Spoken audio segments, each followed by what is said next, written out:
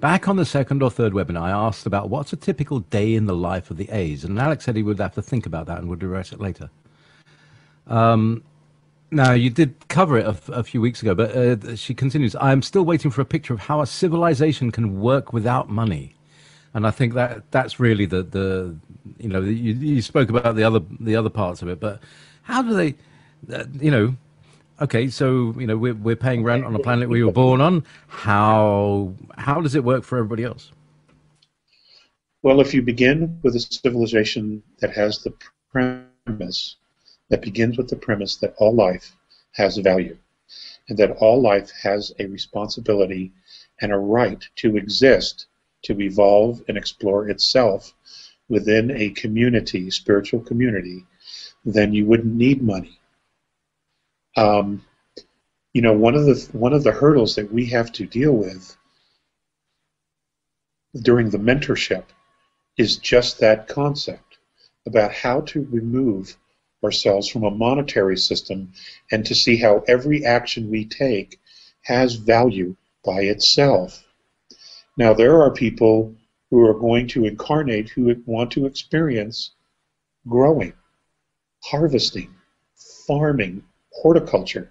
They're going to want to experience that because it's part of their evolutionary path.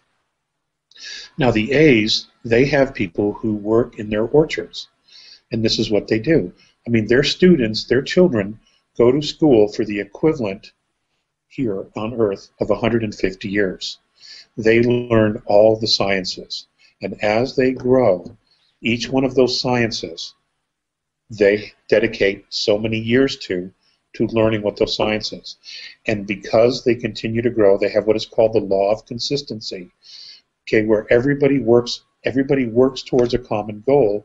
And this isn't communism now, okay?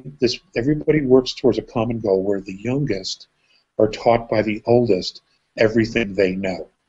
So that as the youngest are coming up to speed, there is absolutely no loss of logic, no loss of knowledge.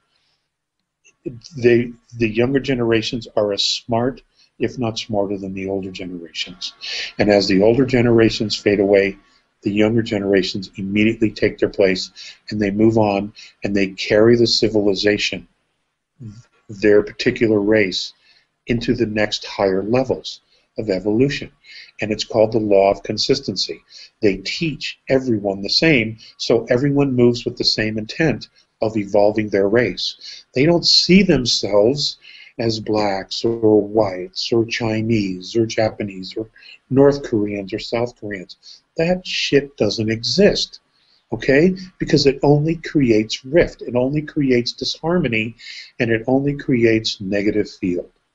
And that's what's happened here, and that is why these alien groups that have been here, the regressives, have had such control over us, because they've been able to sell us on that shit. And once they get us to believe it, it becomes a reality. Once we believe it, it locks itself into place, and it becomes reality. Okay? And in order to prove ourselves right, we will hold on to that reality. Because we think this is the way it has to be. Okay? It is only now that everybody's starting to kind of wake up, saying, this just doesn't work.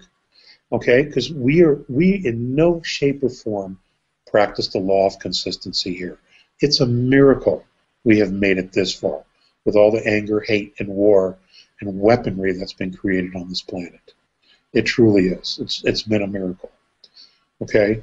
When the mentoring begins, whenever that is, that's one of the first things they're going to do, is they're going to have to change our thinking into your actions aren't about paper with pictures on it. It's about contributing to the whole. Okay, that's the first thing. It's contributing to society as a whole. You don't need money to survive. The fact that you're here on your planet gives you the right to have to be able to survive. Okay? We don't have that logic now. We don't have it at all. We think we have to do it for money, and who prints the money? Okay? Where does all that wealth come from? The powers that be. Okay? The Nephilim. There you go. It's really quite simple once you break it down.